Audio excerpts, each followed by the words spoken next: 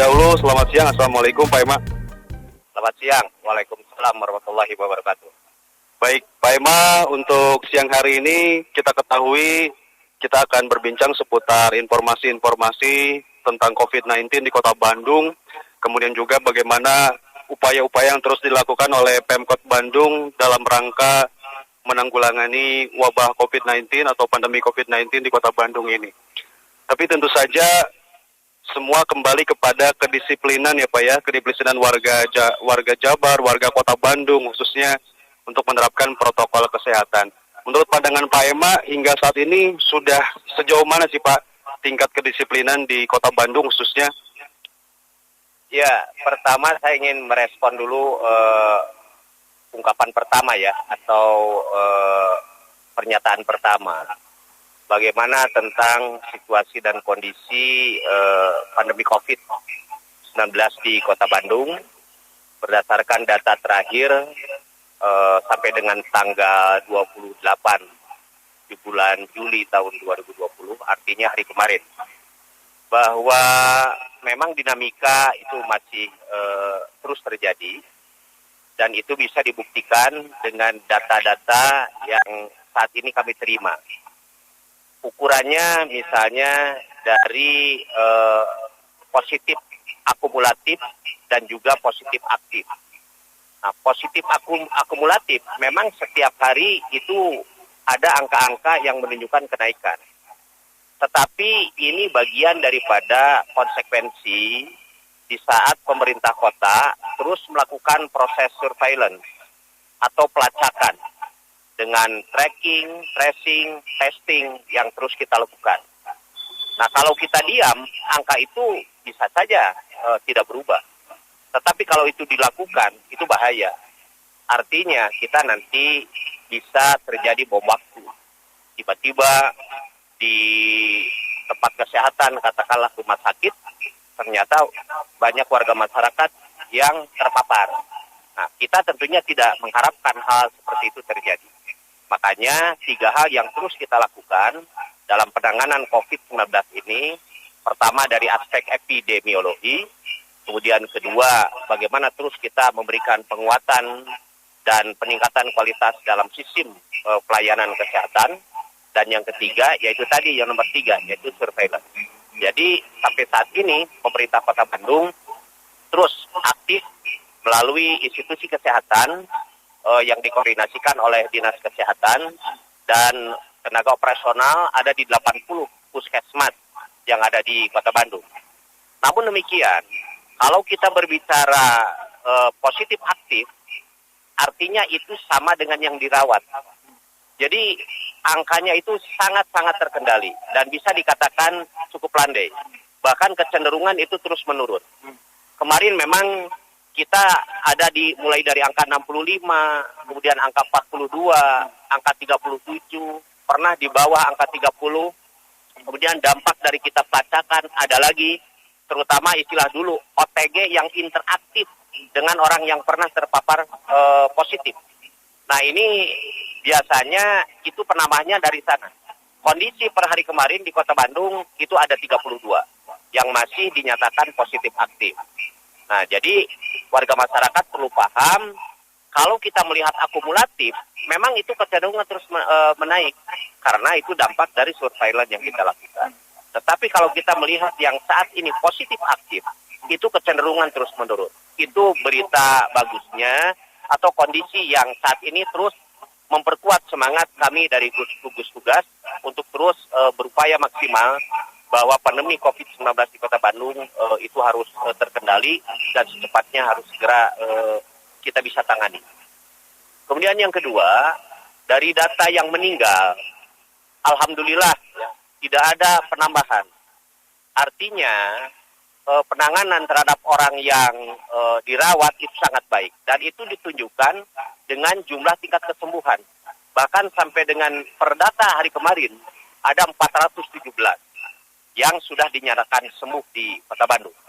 Nah, jadi ini berita gembira bahwa kalau kita memang punya komitmen kuat, disiplin kuat, penanganan yang bagus, bahwa COVID ini bisa disembuhkan.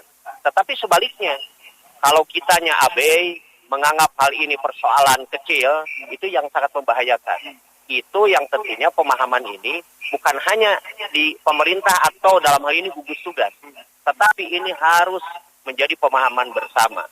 Mensikapi bahwa COVID ini adalah virus yang berbahaya. Kalau kita abai, kalau kita tidak peduli, minimal kita abai dengan 3 hal yang sering dikatakan oleh Pak pimpinan kita, Pak Gubernur Jawa Barat, minimal 3M ini harus kita, harus sudah menjadi kebiasaan kita. Mencuci tangan, memakai masker, kemudian menjaga jarak. Saya pikir itu yang sangat optimal yang harus kita lakukan. Selain cukuplah olahraga, istirahat yang juga, kemudian upayakan mengkonsumsi makanan yang penuh gizi dan protein supaya kita memiliki tingkat imunitas. Nah, kemudian Kota Bandung ini kan di masa pandemi ini kan penerapan kebijakannya secara berantai, mulai dari PSBB kawasan Bandung Raya, kemudian kita masuk di PSBB Provinsi Jawa Barat, kemudian kepada PSBB proporsional, sampai kepada apa yang disebut dengan AKB, atau adaptasi kebiasaan baru. Nah, tingkat kedisiplinan masyarakat juga ini berdinamika. Kalau boleh mengambil istilah lain, yaitu fluktuatif.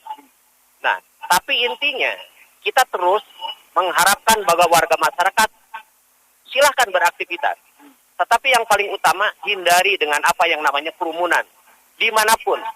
Terutama juga di tempat-tempat atau di ruang-ruang publik, atau juga di tempat-tempat usaha yang saat ini sudah diberikan relaksasi.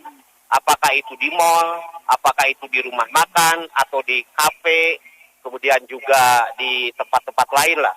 Bahkan kemarin sudah kita persilahkan berikan relaksasi di tempat-tempat kebugaran, kemudian di bola sodok atau biliar, kemudian juga hari ini sedang akan kita lihat kesiapan tentang barbershop atau salon-salon kecantikan. Ya, mungkin saja kalau nanti mereka clear, memberikan keyakinan kepada kita bahwa upaya standar kesehatannya itu akan secara maksimal, bisa saja itu masuk kepada perubahan kebijakan yang akan kita masukkan. Nah, jadi intinya kedisiplinan ini adalah kunci. Walaupun hasilnya sekarang di Kota Bandung itu belum bisa dikatakan 100%. Masih ada kegiatan-kegiatan masyarakat yang masuk kategori mengkhawatirkan. Mereka sepertinya abai, masih berkerumun, apakah itu disadari atau tidak. Kalau disadari ini bahaya.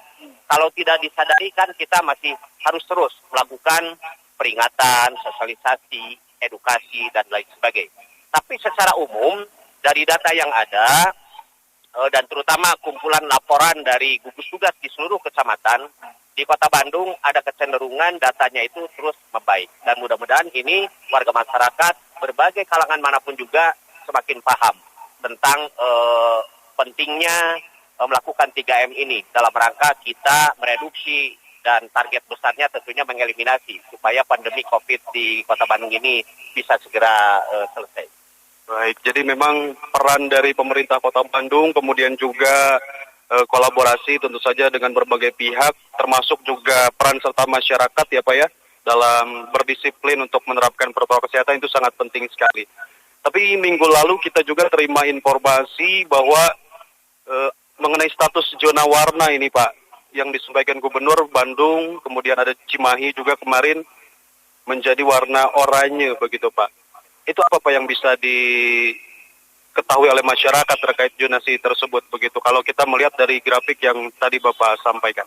Ya, kalau yang kami pahami, ini adalah bagian daripada konsekuensi di saat kita terus melakukan proses surveillance.